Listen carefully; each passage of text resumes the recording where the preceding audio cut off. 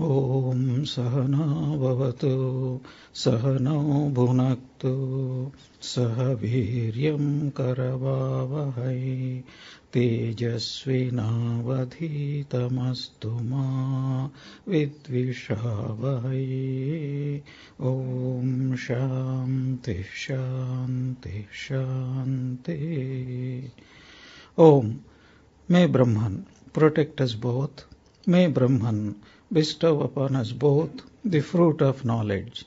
May we both obtain the energy to acquire knowledge.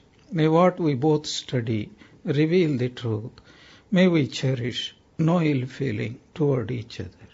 Om, peace, peace, peace be unto all. So continuing on from our previous discussions, the conclusion was this world is like a dog's curly tail, and therefore no good can ever be done to this world. That obviously seems to be one of the conclusions. Also, it is very easy to misunderstand some of these wonderful theories. One of the most misunderstood of such theories is the theory of karma, the law of karma. What does karma say? If someone is suffering, it is because he had done something wrong in his or her previous birth. If somebody is enjoying, that is also because that person has done something good. So, of course, if somebody is enjoying, there is nothing we need to add. If we try to help a person who is enjoying, the only way we can do it is to take away his happiness, which we, of course, we do not wish. But if someone is suffering, this philosophy that it is because of his or her past karma is very negative type of philosophy. Why? Because of two reasons. One reason is, if anyone is suffering because of his or past karma, or suppose you are suffering, will you say, I will not do anything, I will just sit down here, I will not help myself, I am suffering because of my past karma? Will you sit? You will do something about it. If you are thirsty, you will seek water. If you are sick, then you seek medicine. Somewhere or the other, you cannot keep quiet. Suffering always makes us seek a relief. The same principle also applies to others too. Secondly, how do we know that it is not our duty to do good to others? Not because we feel that others are helped by others, but it just because it is our duty to help others. Even from a purely logical point of view, just imagine, if someone is enjoying, what do we say? This person must have done something good in his or her past life. What is the good this person does? Always good means something which is unselfish, is it not? Suppose your left hand is itching, and you take your right hand and scratch. Would people give a reward to you? He is doing a lot of good to the world. It's only when somebody does unselfishly something, the world appreciates such a person. So it is our bounden duty to help other people. That is why we have to do good to the world. But never have the idea we can change other people. This is the emphasis Swamiji is trying to point out to us. You do all the good that you can, but never think thereby any good is coming to the world. You are able to help the world. No, you cannot help the world. Why? Because of one important principle we have discussed last class. Unless a person is ready to receive the help, no amount of forcing, you cannot force down help down a person. You cannot digest food for other people. You cannot eat medicine for other people. If the person himself is not able to do that, there is nothing you can do about it. So, it is our bounden duty to do all the best that we can do at the same time, keeping in mind these 2 points. We do good because it is good for us. We do good because we are actually debtors to the whole world. This is the point Swami Vivekananda is coming here. And now we will take it up from this point onwards. Supposing you construct a huge hospital because people are suffering, you have the money, you feel like helping people, and you might feel proud, I have done some good to this world. Swami Vivekananda says, how much time does it take for an earthquake to completely annihilate all the good works we have done? In seconds, all your good work can come to naught. Suppose you bring about peace in one country. History is a very, very funny thing. Stranger than fiction, they say, because nobody can imagine such wonderful type of imaginations as history does it. People went to Iraq, let us take it in a good light, that out of pure unselfishness, to do good to Iraqis. Why? They wanted to remove some bad, evil person, so that all the people there will be eternally thanking all the benefactors. So what is happening? As soon as one evil person is removed, everybody seems to have become evil now. Instead of bringing about peace, in the past at least, out of fear, they would not do bad things. Now there is no fear. They are going on killing each other. That shows what good we can do. And yet, it is our duty to go on doing good. Swami Vivekananda's point is very, very a point which we have to meditate upon. In this world, nothing is permanent. Anything can be destroyed in a twinkling of an eye. A mighty earthquake, or a volcano, or a tsunami, or anything like that, or a bomb, or man-made disasters. Anything can destroy all the good works that one has done. What is the reason for this? The reason is, this is the very nature of the world. Do not expect this world always to be progressing. Progressively it will be good. One day there will be no evil people, there will be no evil. What happens? As soon as the evil disappears, the good also disappears. Why? Because the good and the evil are not two separate things. They are obverse and reverse of the same coin. So good and evil are how we look at the world. Many times we have mentioned this fact, and once more I will mention it for this time. But in future I will be mentioning again and again. The same event can be interpreted as good or evil according to the situation. Supposing you meet a hungry tiger in a forest. Is it a good event or an evil event? Depends upon who is being asked, especially early in the morning. The tiger thanks the Almighty Lord and Lord, you have been extremely kind, Kripa Sagara. You have brought first class breakfast in front of me. If you ask the man, of course, he will say what an evil day it is.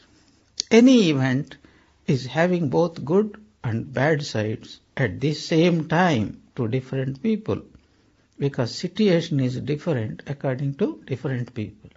Sometimes the same situation is bad for the same person at different times. For example, warmth or central heating is very good in winter, but because it is good, you keep on keeping it. What happens when summer comes? Very central heating is very bad. So everything in this world is like that. This very world looks so wonderful for a child, for a young man in good circumstances. But as soon as the person has some incurable disease, or what I call, as soon as he starts becoming a Vedantin, the whole attitude changes. So, Swami Vivekananda is telling you just do what best you can do, because that does the best good to yourself. That is the purpose of doing good. Another point which I mentioned in my last class is, many times this question comes to us, what is life? And we have to say life is something that is trying to teach us a wonderful lesson. Only one lesson. What is that lesson? That you are divine. But because we do not learn in the positive way, there are two ways to teach a lesson. One is a positive way, another is a negative way. Supposing you are going and suddenly you come to a place, you do not know the further directions. You want to go to some place. So you ask a person nearby, can you tell me how I can reach this place? And this person, suppose there are two persons nearby, both of them will give two separate answers. One person will say, you go this way, very soon you will reach the place you want to go. The other person will say, do not go that way, otherwise you will ending up in a wrong place. Are they telling two different answers, or are they speaking of the same answer? One person is emphasizing the positive way, the other person is also telling the same thing in a negative way. Sometimes there is a lot of conflict between religions. So they think Buddhism is totally different from Vedanta. What did Buddha teach? He taught pure Vedanta. So what does Vedanta teach? It has two principles. What is it? Brahman alone is real. Everything else is unreal. God is real. Everything else is unreal. That is the essence of whole Vedanta.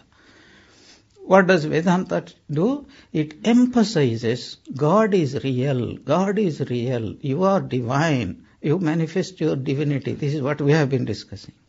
What did Buddha teach? Buddha did not mention anything about God. All that he said is, this world is unreal. This world is unreal. This world is unreal. Get rid of this delusion, illusory, non-existent self, means egotism. So, is he talking something totally different? No, he is talking about exactly the same Vedantic truth, but he is emphasizing the negative side. Do not go this way, otherwise you will suffer. And Vedanta is telling, go this way, you will be a very happy person. It's just an emphasis. But how much misunderstanding can come between these two? Same way, this world is teaching us, this one is a negative way, one is a positive way. One positive way is, the world is teaching, there is tremendous amount of happiness. You do this, you serve people, you be unselfish, you pray to God, you do this, you do that. You will gradually get more and more and more happiness. And where do we get the highest type of happiness? When you reach God, that is the infinite happiness. Unbroken, infinite, eternal bliss. And the other lesson, the same life is teaching us the other lesson. Why are you not going forward?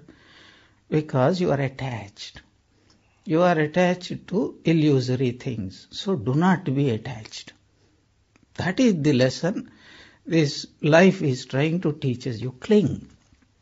This is my family. These are my children. This is my body. This is my wealth. But what happens, Everything is in a flux. Everything is changing. Tragedies happen. Family members can die. Accidents can happen. Jobs can be lost. Fortune can change. Everything is changing all the time. But we are not learning our lessons. So when we are particularly attached to something, then the big blow will come when actually the change happens. Then we are not able to cope with it. It brings tremendous amount of frustration in us. But then we say, no more. I do not want to suffer. I want to be non-attached. Then for a few days you pray to God, you run to the Swami, you hear the Vedanta classes, and then after some say, Swami is talking the same thing again and again and again. What is the point in going there? Come on, there is a lot of happiness here. You go and get attached to something else. And then after some time get another blow. Again come to the Vedanta center. This is why we see people, they don't come regularly. And some devotee came after 2-3 years. I asked, what is the matter? I don't see you nowadays. Oh, Swami, now we have no problems. So when you have problems, then you come. When you are not having problems, you won't come. But those problems are good because they are bringing you to the feet of God, some way or the other. So this is how, over long periods of lives, we have changed so many members. We had been husbands, we had been wives, we had been children, we had been parents, we had been friends, we had been enemies. And slowly, slowly the lesson is sinking. Everything in this world changes. No point in getting attached to it. Slowly the lesson sinks. That is the greatest lesson life is trying to teach us. We do not easily learn. Young couple, they get married, they are in love with each other, and slowly children come, and then they get attached to the children. Previously they were getting attached to each other. An old man used to come to Belur Math, earlier days. Very humorous man. So one day he said, Swami, now, first when I was born, I had only 2 legs. Now I had become a centipede. So he was asked, explain, what do you mean by that? When I was alone, I was bachelor, single, only 2 legs. Then I got married.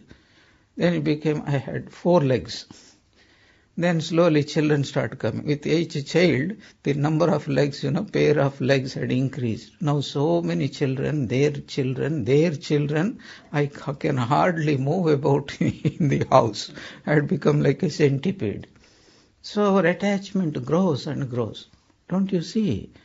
Then the children grow up. And then in the name of studies or in the name of jobs, they slowly move out from your place. Have you not seen that? And then you feel, oh, this child, could not sleep without me. I have to be there by the side. Now, occasionally they phone and say, Mom, how are you? And slowly, they have their own life to lead. That is the most normal thing. That is what you also have done from your parents. Detachment comes. Then they have their own lives. And then occasionally they will phone to you or write to you and say hello to you, happy birthday to you and all that. This process goes on and on and on. A time will come when you kick your buckets. And then do you think that these children will be heartbroken? No, they will genuinely grieve because they love. But for how long? The world is telling, there is no time, don't stop and grieve. Because there are other attachments. So they think that their children will be with them forever. Do they learn their lessons? And when their children go away from them, then they start, our children are no more dependent upon us. You see, if someone is not dependent upon us, we feel pain in our hearts. We need somebody to cuddle, to be called, without you I cannot live.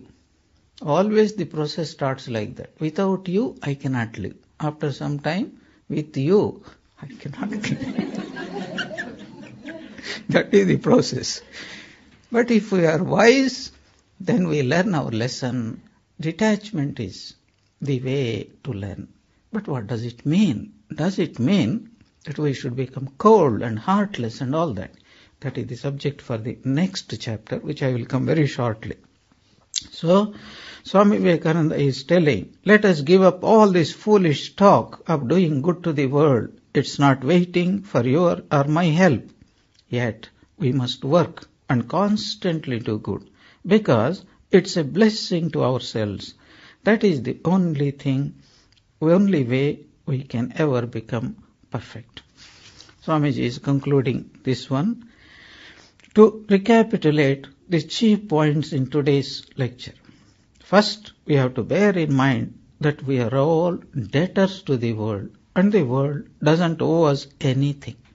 It is a hard thing to accept this, that we are all debtors to the world.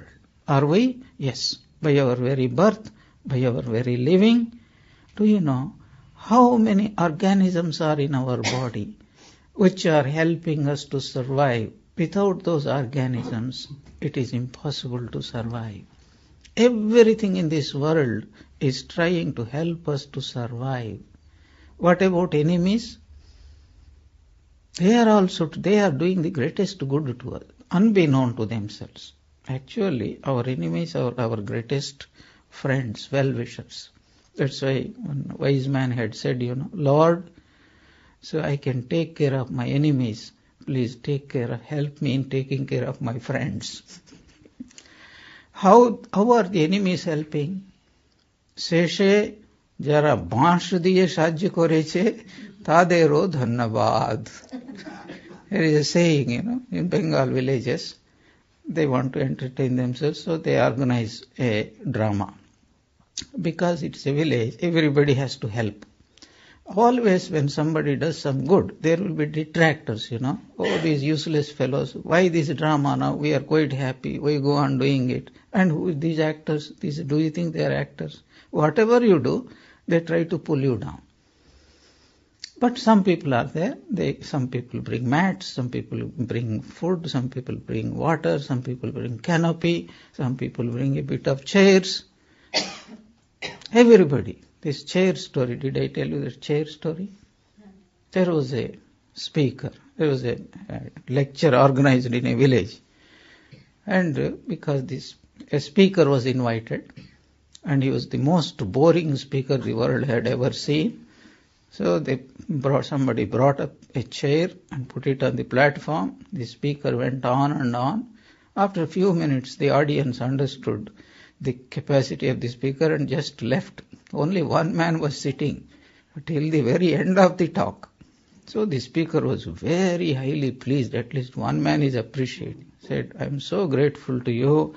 You are the only man who is appreciating my talk. The man said, sorry sir, I never heard what you spoke. I am waiting for the chair you are sitting on.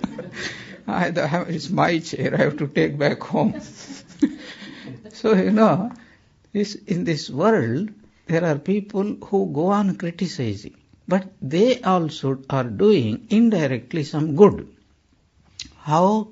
Because you see, we have no objectivity. We cannot estimate ourselves. We do not know how many defects, how many weaknesses we have. We think we are all perfect.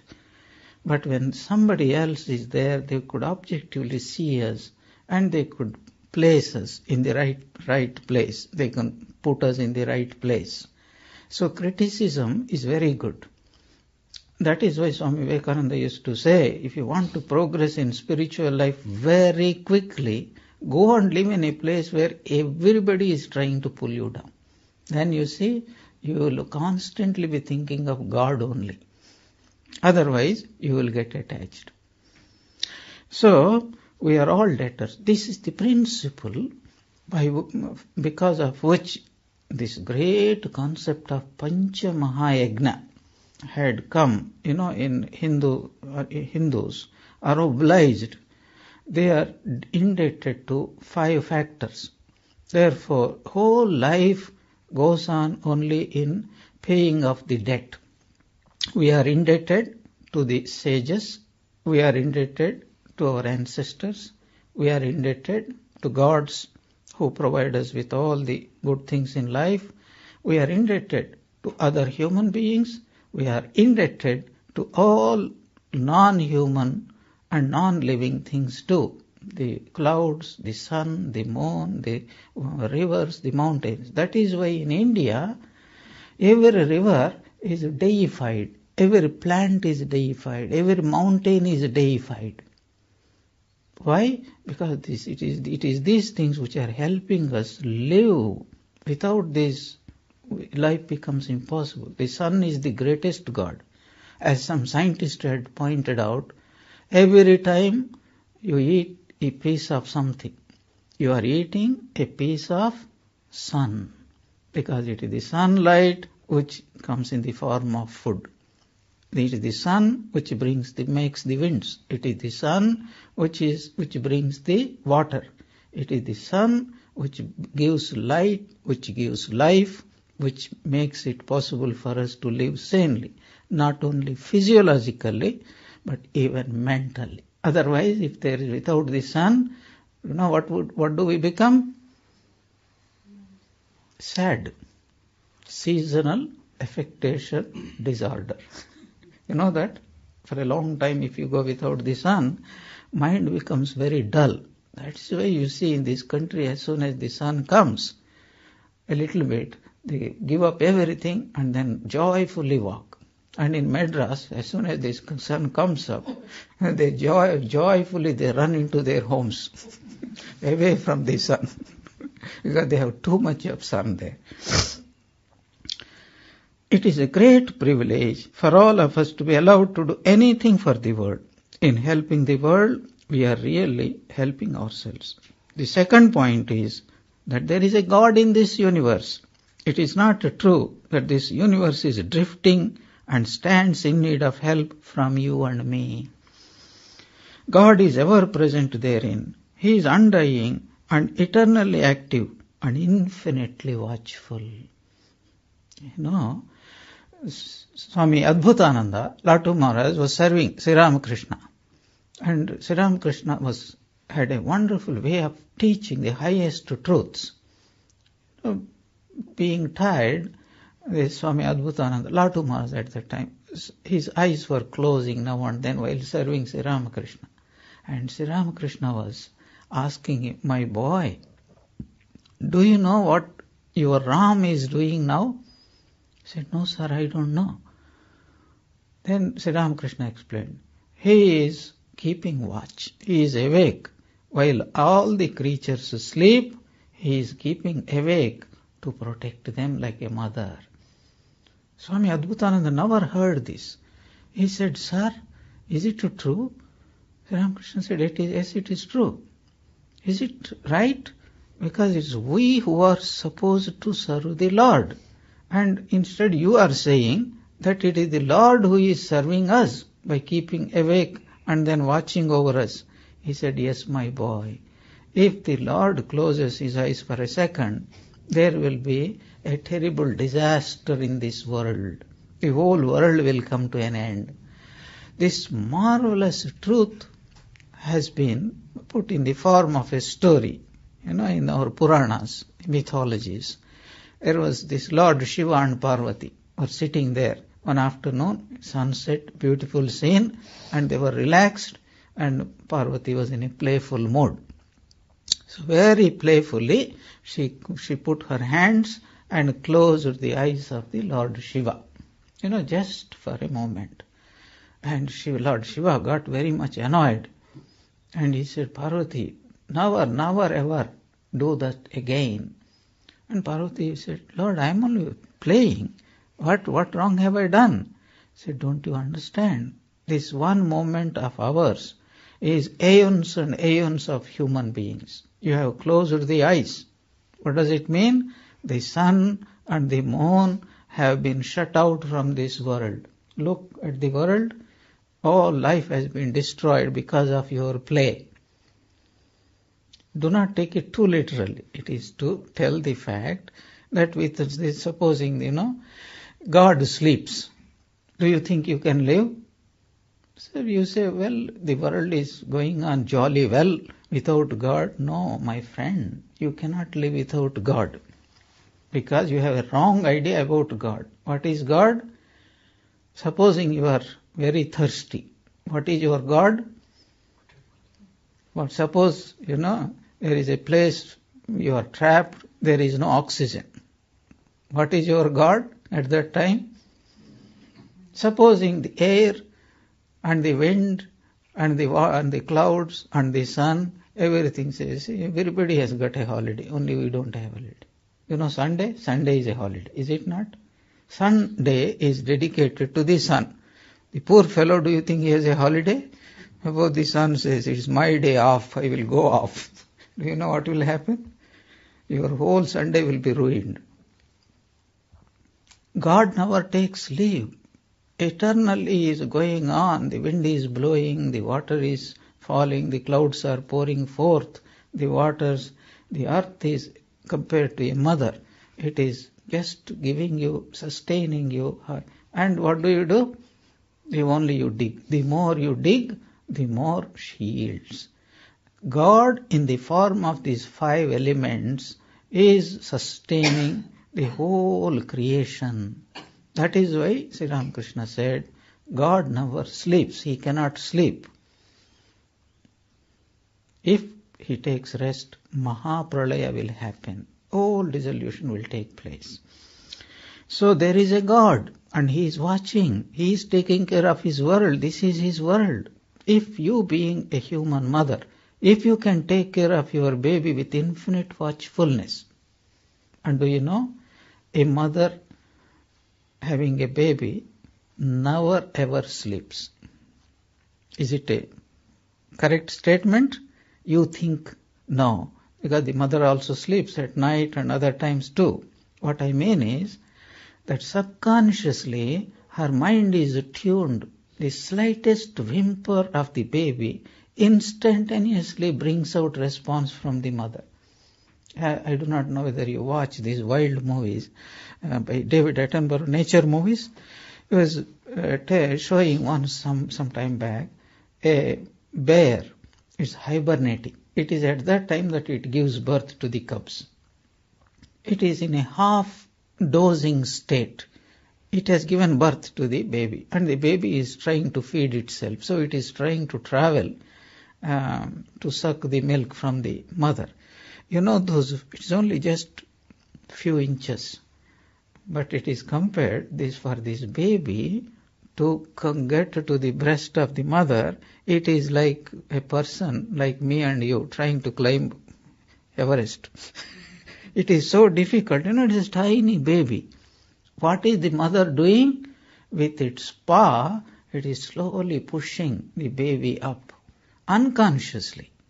So how is it doing? Suppose you go there, this is a very good bear, I can also have a sip of this. What do you think it will do? Somehow it understands, this is my baby, it needs this sustenance. So even in that state, somehow it is pushing the baby towards its source so that it can remain. What a marvelous thing. Just sit and imagine. Ya Devi Sarvabhuteshu Matri Rupena Samsthita. There is in Chandi, there is a verse. Salutations again and again to the mother, who, to the divine mother, who manifests in the form of mother into every creature. Without mother, we can never survive. No creature can ever survive. So there is a God, and he is watching, and he is taking care of it. When the whole universe sleeps, he sleeps not. He is working incessantly. All the changes and manifestations of the world are his. If something we see change, you interpret it as good, that is his will. And something which you interpret as bad, that is also his will. The whole universe is moving according to his will. That is why Indians have a way of playing with words. History. What is history? His story. It is the play of God. It is not your play. You think you can make history. You have no power to do that. His will, the Divine Mother's will, is manifesting in the form of events in this world. That is what is called history. Thirdly, we ought not to hate anyone. This world will always continue to be a mixture of good and evil. Our duty is to sympathize with the weak and to love even the wrongdoer. The world is a grand moral gymnasium wherein we have all to take exercise so as to become stronger and stronger spiritually. Beautiful point. There will be always the other side, which is evil, which we call evil. But this evil is also has a good side, because it is the same. There is no evil which doesn't bring us some good. There is no good which doesn't bring some evil. So if we really understand that, can you hate somebody? You see, a lot of good comes to us in the form of enmity, in the form of criticism. In fact, we will be nearer to God. If God is gracious, He manifests in the form of what we tend to call as evil. There is a beautiful verse in the Bhagavatam which says, if I am pleased with any devotee, the first thing that I do is to take away all his wealth. You remember the story of the Brahmin and the cow? Some future occasion we will tell you. But the point is, God manipulates the events in such a way that the so-called pain, so-called suffering becomes our greatest benefactors. Supposing God is very pleased, and then he says, my child, he wants to eat rasagullas, one every day. Do you know what will happen? Even you being human mothers, would you allow your baby, or would you fulfill all the baby's wishes? I want to go and play whole day. I will never want to go to school. If you wish good of your children, then you even forcibly, you can smack the person. You can even drag him to the school. You will not allow the child to sleep. Don't you wake up your children? Which child wants to get up in the morning? It's a beautiful story, There was in this Middle East country, Mullah Nasruddin was there in that village. So, one day morning, the mullah was sitting there. Then suddenly he saw all the other mullahs were herding all the little children to the mosque. So Nasruddin didn't know why this was happening. He asked, why, what is the matter? Why are you herding all these children? They said, Mullah, we don't have rain for the last 2-3 years. We are also not having. So herd all the children to the churches or temples. So we prayed and prayed to Allah, but somehow He is not listening to us. So, we have faith that these innocent children's prayers will reach the ears of paradise and He will give rain. Mullah Nasruddin laughed and said, stupid fellows. Do you think Allah is going to listen to these stupid children playing? The other mullahs got very wild. Said, Mullah, you are blasphemous. These innocent babes, their prayer will always reach the throne of the Almighty. Mullah Nasruddin laughed and said, you are really dumb. If their prayer had their prayer reached the throne of the Almighty long back, you should have lost all your jobs. Which child wants to go to school and then be taught by these teachers, if they had any choice? So, many of our prayers, do you think that they don't reach the Almighty? Oh, all prayers reach the Almighty. But sometimes He answers our prayers in a way which we do not expect, we do not desire. It is displeasing to us. But He knows this is the best way I can help my child, in the form of separation, in the form of sickness or suffering. We learn great lessons. The Lord is watching this world, and it will go on without you or me. We are nothing. We are like straws. What can we do? So, if somebody does something bad to us, do not hate. Take it as message from the beloved. Do you know that? What it is? There was a great saint. He was called Pavahari Baba. One day, a scorpion had bit him. Somebody asked him, Sir, what happened? He was in great pain. You know what he said? A message from the beloved. What a marvelous thing it is. A scorpion bite could be very, very painful. Or there was, Sri Ramakrishna mentions another incident There was this great devotee and also soldier who was fighting the war. Somebody went and stabbed him. And his friends ran and asked, can you tell who stabbed you? You know what was his reply? It is my beloved Rama who stabbed me. Can we understand this? Of course, we need spiritual practice to understand any suffering in this world is a great blessing. Can you understand what Holy Mother said? Misery is a gift of God. We do not want to read that statement. Anything else but that. So, fourthly, we ought not to be fanatics of any kind, because fanaticism is opposed to love. One of the most marvelous statements that I have ever come across. Fanaticism is opposed to love. What do we see? Here are fanatics, terrorists. What do they profess? They profess that we are the greatest lovers of Allah. Why do you want to go and kill somebody else?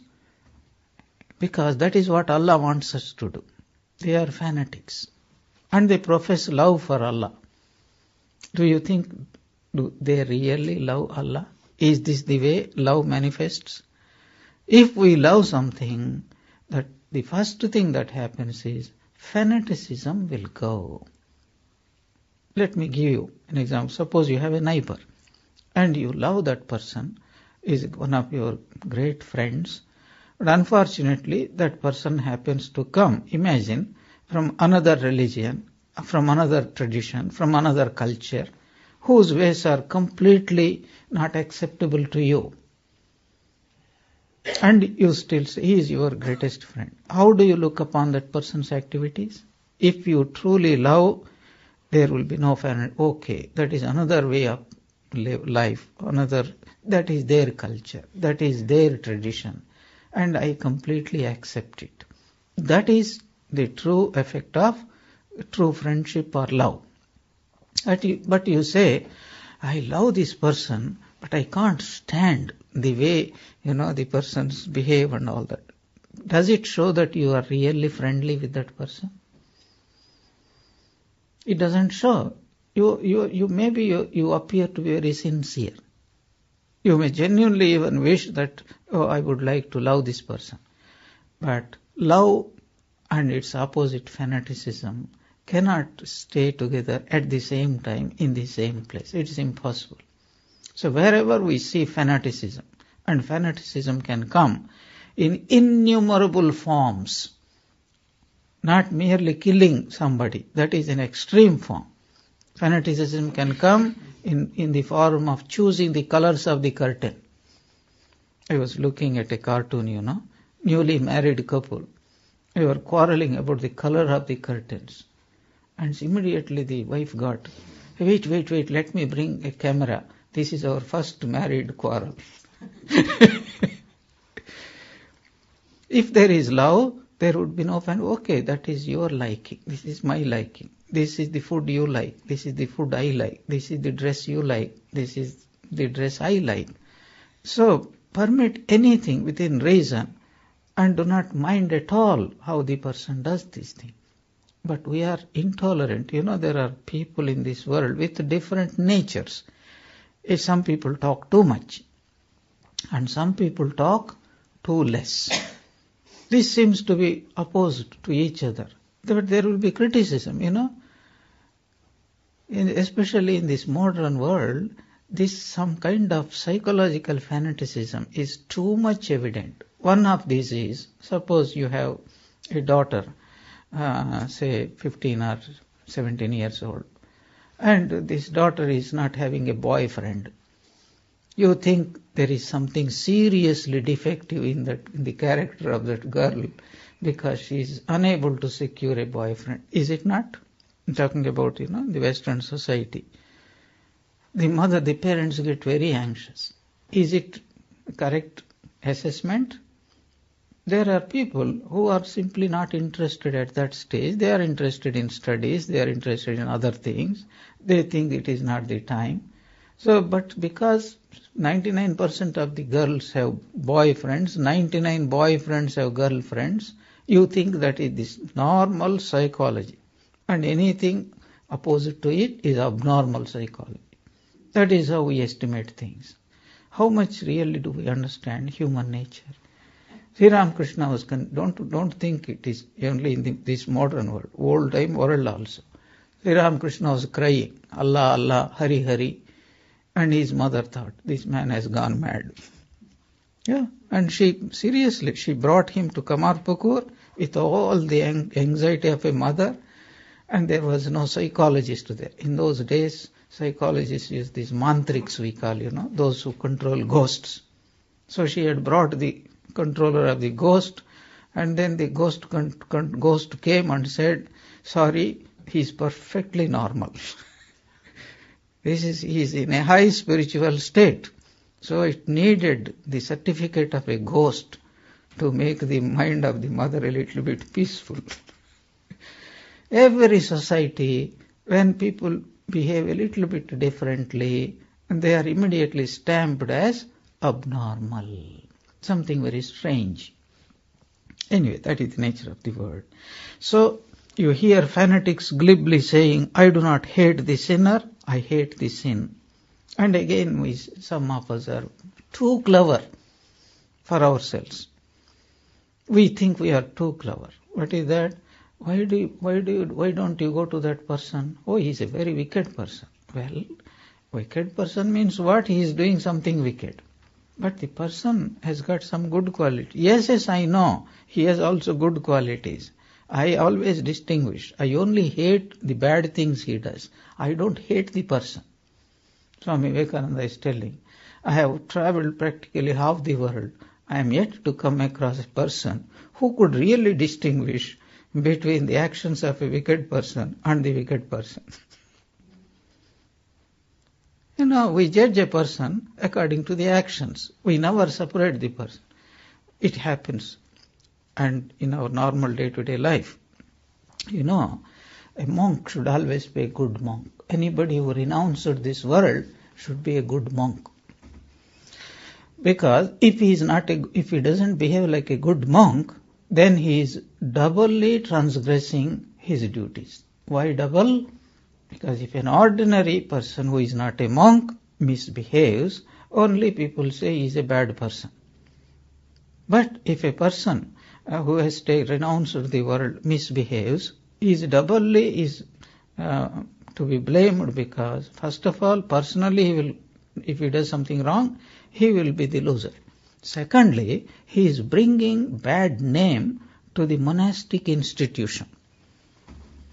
Thirdly, if this person belongs to a reputed institution, like for example Ramakrishna order, then his responsibility is threefold. Those two, personally he will go down. Second, he will also bring bad reputation to the monastic tradition. Thirdly, he will bring bad reputation to the whole Ramakrishna order, the institute, of which he is a member. I have heard this many times. Everybody is not the same. Sometimes they can slip. It's a normal thing. To err is human, as they say. How do they judge? Oh, all Ramakrishna sadhus, I know Ramakrishna mission, sadhus are very bad. They do not say, this particular person only misbehaved. They would say, all the Ramakrishna mission sadhus are bad. Same thing in the world also. If any person misbehaves, what do the general comments? Oh, that family is very bad family. Everybody in that family is bad. Nobody says only that particular individual is bad. We have the tendency to generalize, not to particularize. So it is very difficult to separate and say this is a wicked action, but the person also has something good in him. When we are spiritual, then we make that distinction. Holy Mother, she is called Holy Mother. Why? Because she saw holiness in everyone. This is what is called the nature of higher quality. Many times we do not understand. what is the nature of higher quality? I will give an example. Supposing there is a person who is of loving nature. What do you mean by that? If he loves only few particular people, can you call him a loving person? A loving person has a loving nature. He must love everybody. Then only he is called a loving person. Otherwise he is not a loving person. Similarly, we say this person is holy, a spiritual person. What does it mean? If he is just doing his prayers, meditations regularly and nicely, does it make the person spiritual? No. Who is a holy person? He sees holiness in everybody. He sees, Sri Ramakrishna was telling once, I saw a wicked man enter into the Kali temple. I saw that even in him, the divine power is vibrating. Sri Ramakrishna is not saying this person is a wicked person. He is a sinner. He has no hopes. He is telling it is the Divine Mother is still manifest in him. At the moment, yes, that wickedness or bad thing, it is manifesting. But it will change. That is why there is a saying, every sinner is a future saint. And every saint is a sinner in the past. No saint is born right from the sky as a perfect saint. We are all sinners in this life or in past life or whatever.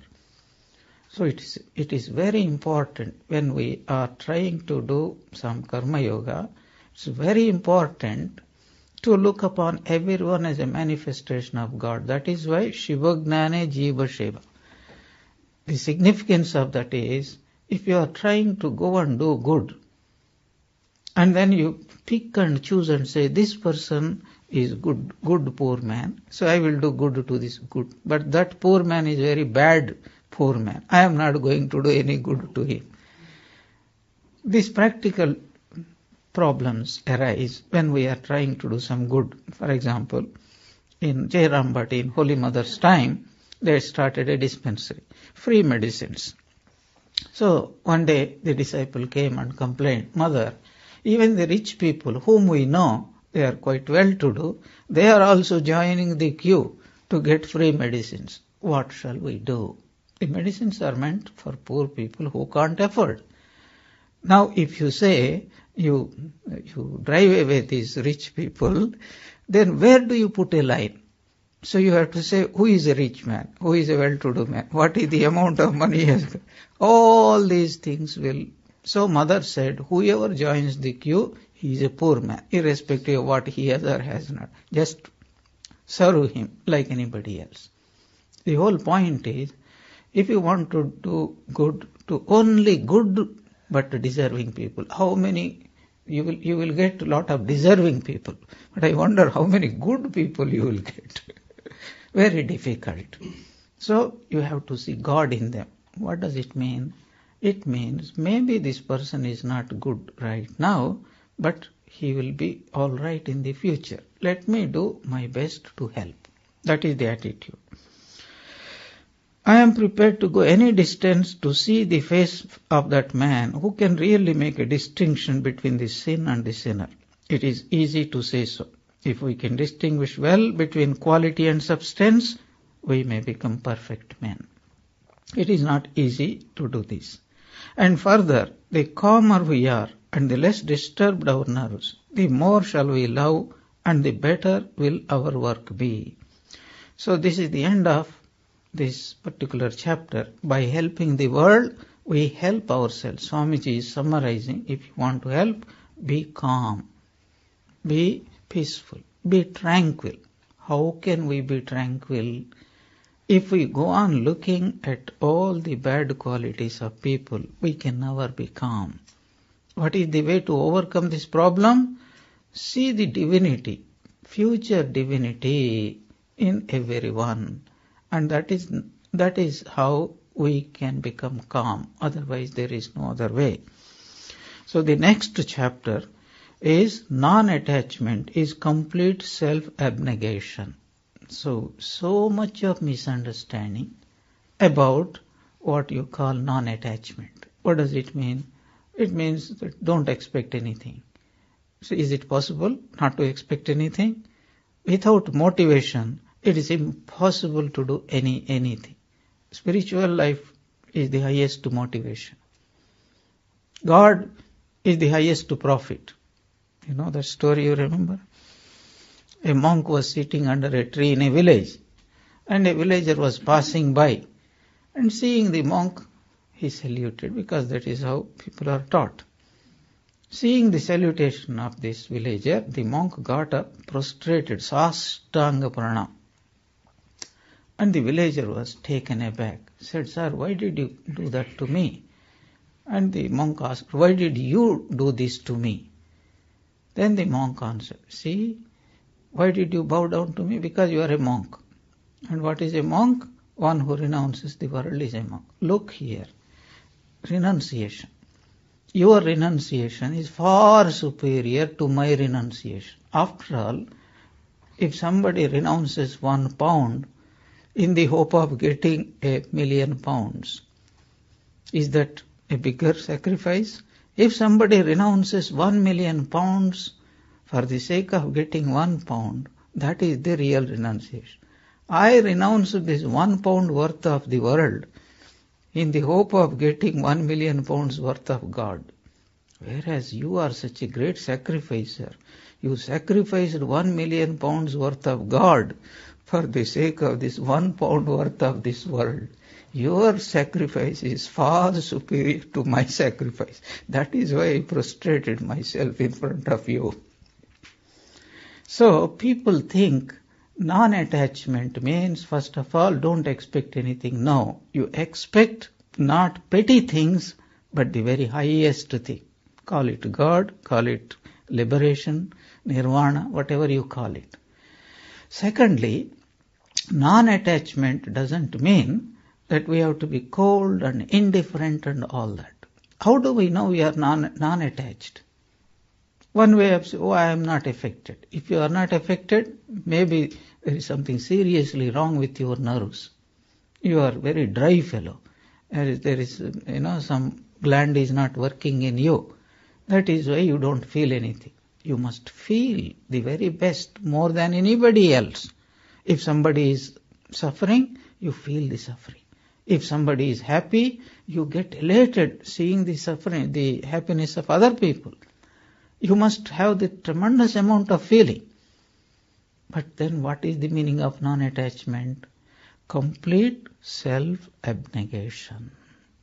This ego, it becomes completely transformed. A person of pure selfishness becomes completely unselfish. That is the only test of non-attachment. This idea is so beautifully brought forward in this chapter, which we will discuss in our next class. Om Shanti, Shanti, Shanti.